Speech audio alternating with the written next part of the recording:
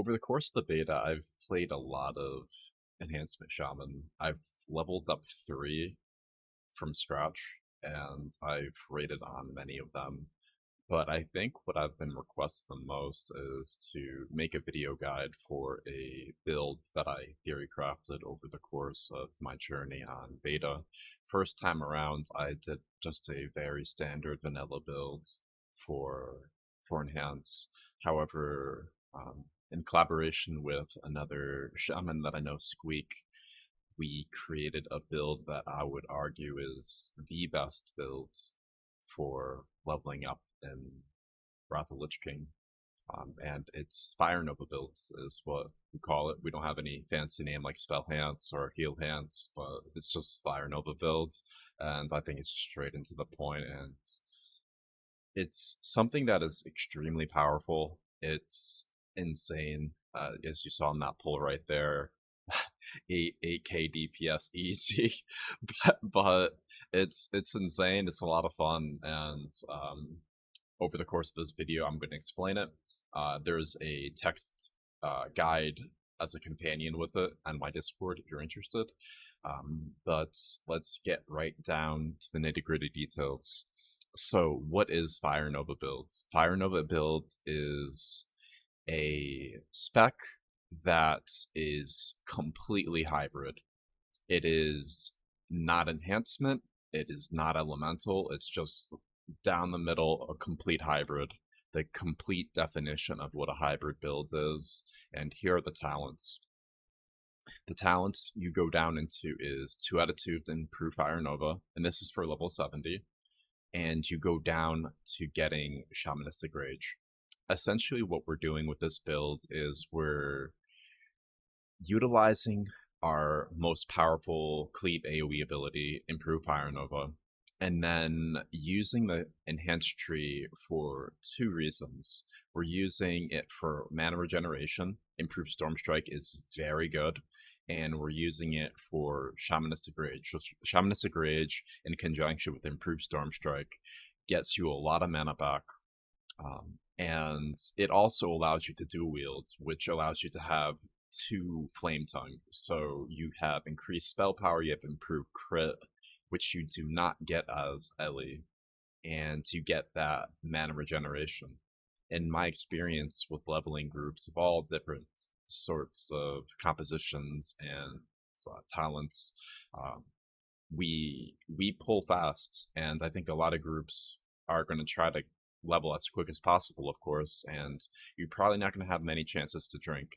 So one of the greatest problems that we've encountered was mana. So getting Improved Storm Strike, getting Shamanistic Rage was a necessity. And when you look down at the elemental tree, there's really, for how fast the trash dies, Improve Fire Nova is all you really need. Improve Fire Nova, Elemental Fury, the next level what we go for is Elemental Focus. And that's all you need from this tree, to be honest. Everything else you can get straight from this tree. From here, let's just go point by point. Let's say you did 71, you did some pre-questing. You can start right off the bat, and you can get 1 point into Elemental Focus, which is very strong.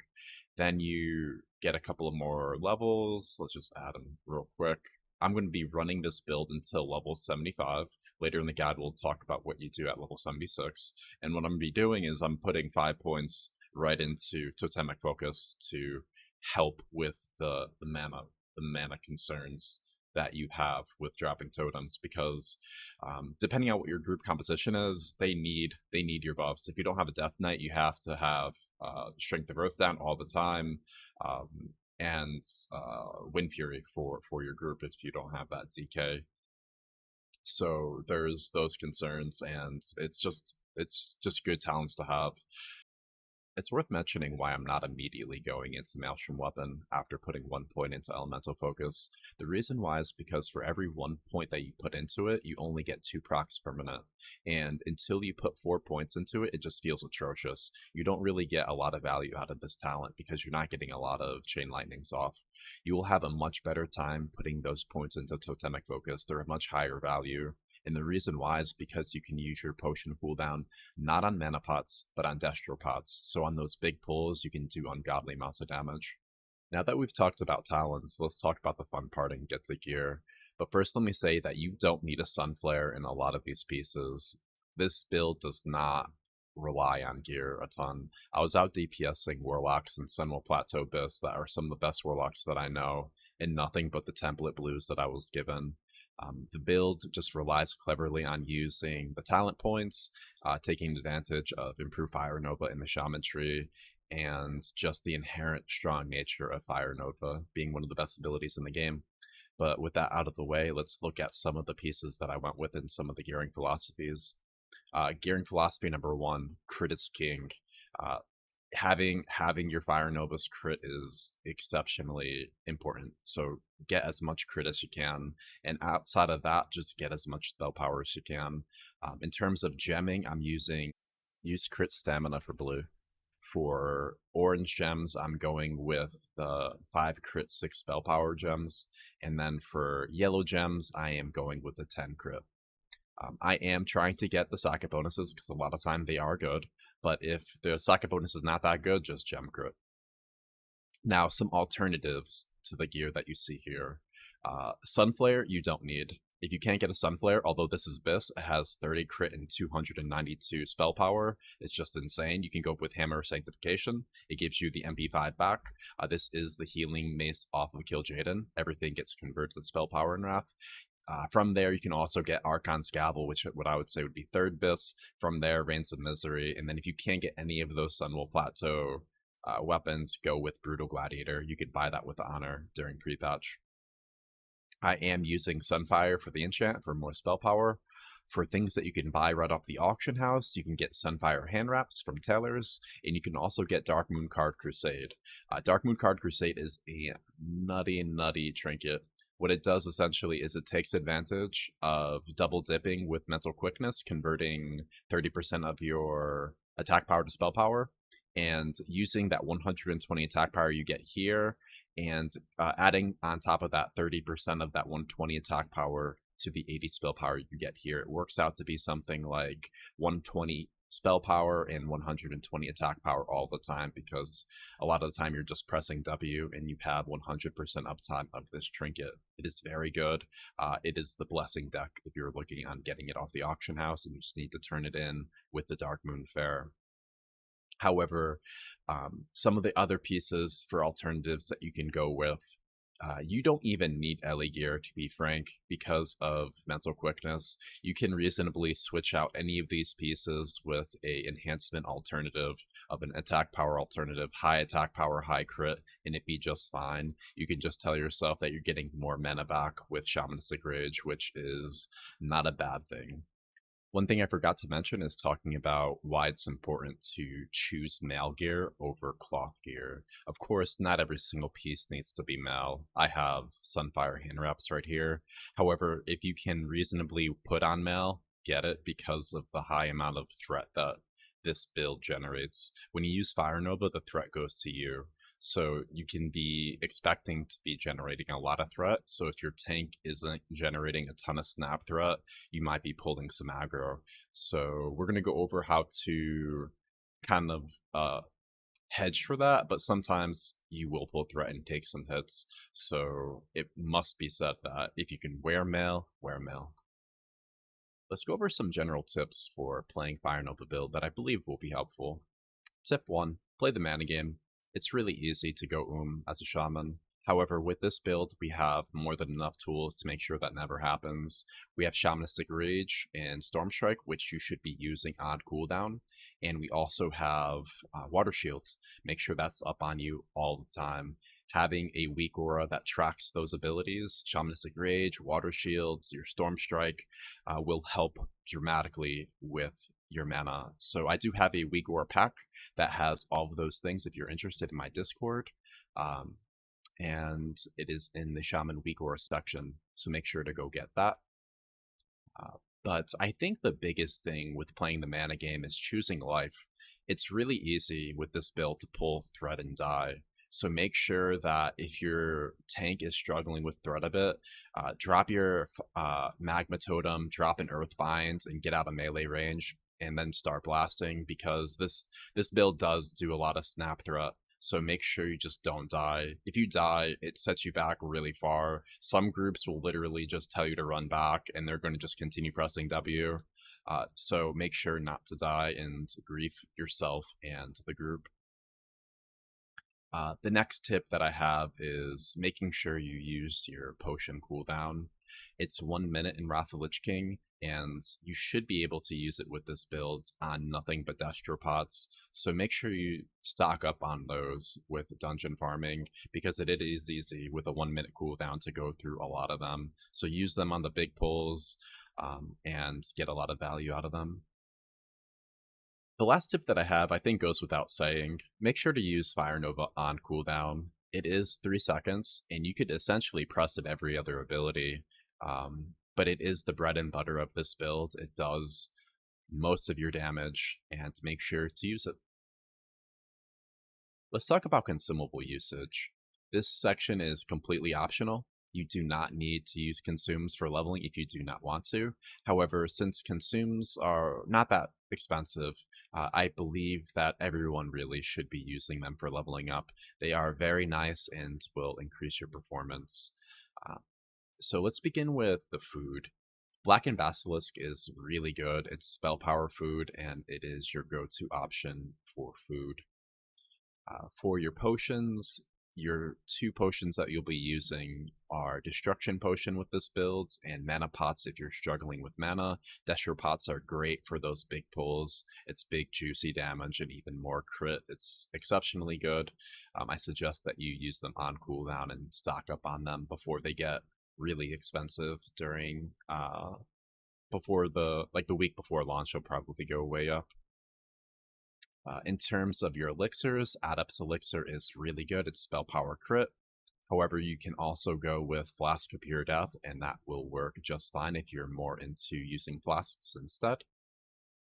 For your Guardian Elixir, if you do go the route of using a Battle Elixir, you can go with Major Mage Blood, which will increase your MP5, or if your group is using Swiftness Zanzas, then you should, of course, use the Swiftness Zanza.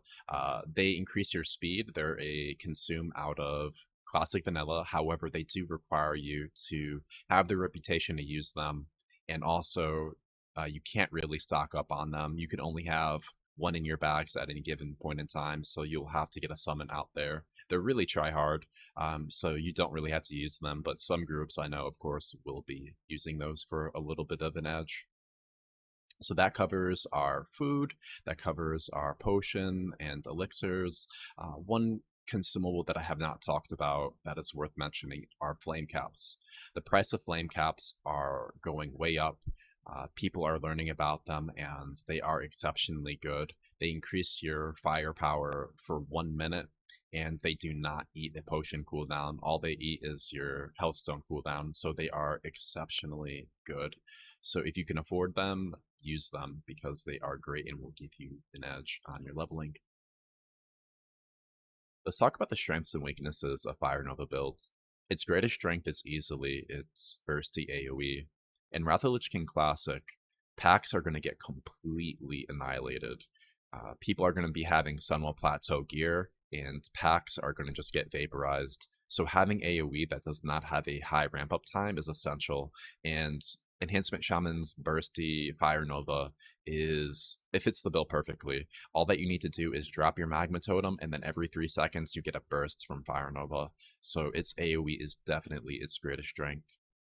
From there, its Mana Sustain is its best asset.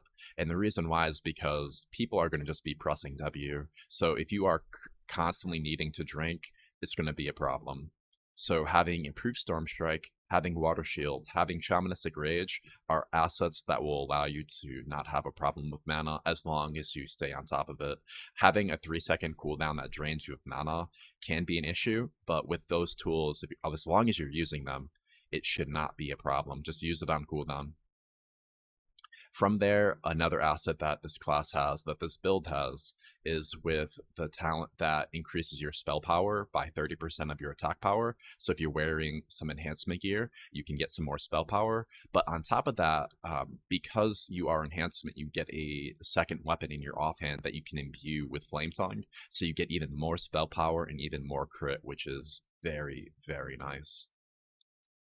But now that we've talked about its strengths, let's look at some of its potential weaknesses. I would say the greatest weaknesses with this build are the fact that dungeon farming groups are going to be really long, and with this class, with this build, you really need to pay attention, otherwise it's really easy to be ineffective. The reason why is because you need to be in melee range, so if you are not paying attention, the tank can just leave you behind.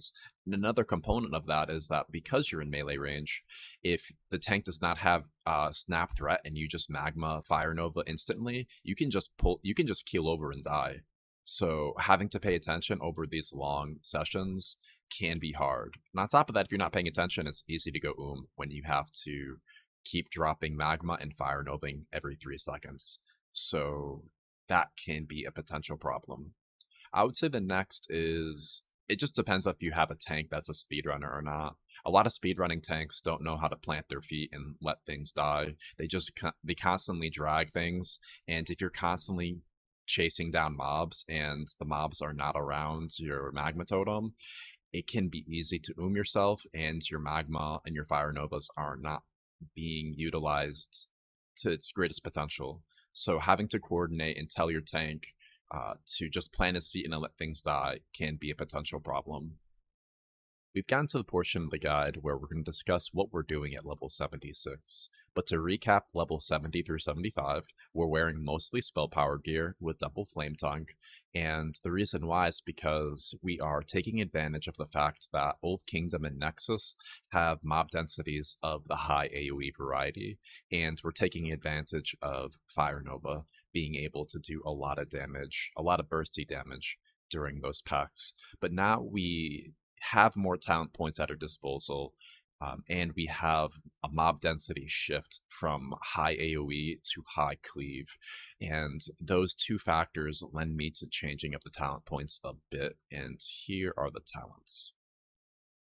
As you'll notice, we have 2 out of 2 improve Fire Nova, and from there, everything else goes down into the enhancement tree and getting 5 out of 5 Maelstrom Weapon.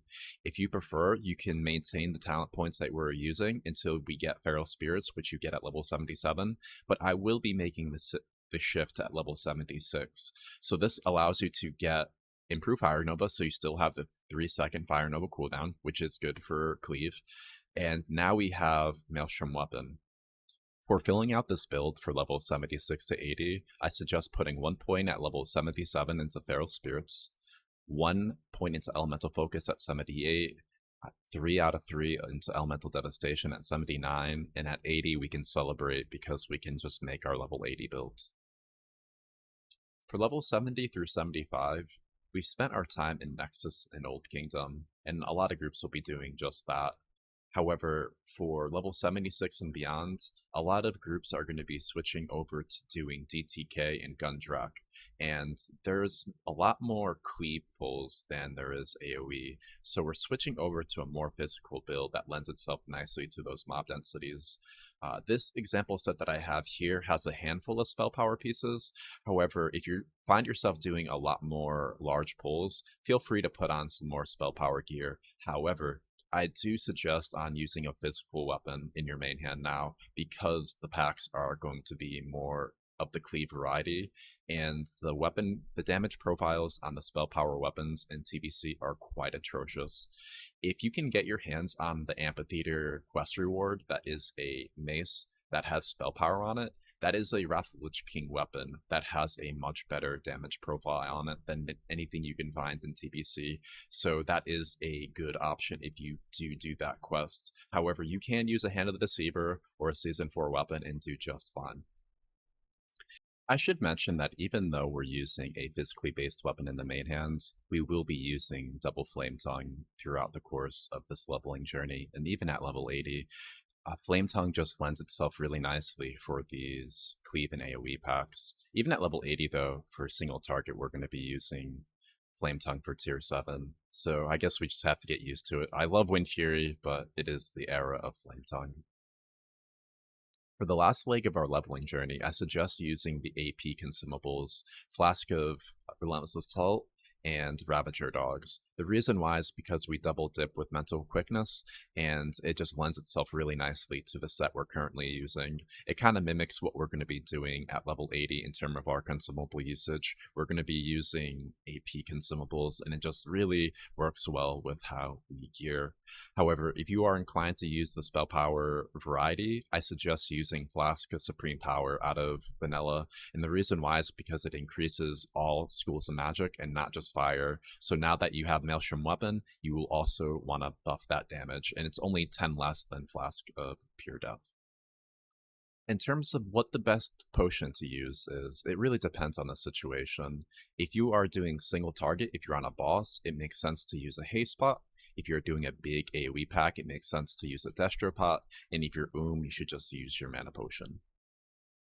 Over the course of this video, we've explored different strategies for optimizing dungeon farming as a DPS Shaman for Wrath of Lich King levels 70 to 80. We've looked at Fire Nova build and why it's the optimal strategy for levels 70 through 76 for Nexus and Old Kingdom farming, maximizing AoE damage while also maintaining mana. And then we looked at what we do for DTK and beyond.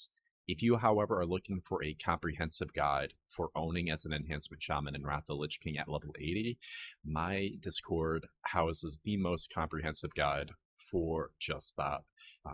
It has everything that you need to know, from what you need to do when you hit level 80, what reputations to farm first, what heroics to farm, what consumables to use, your priority list, and everything in between. We'd love to have you there. It is the unofficial Enhancement Shaman Discord for Wrath of Lich King and just Classic in general. The community is fantastic, and would love to have you. Until the next video, take it easy, boys. One love. Peace.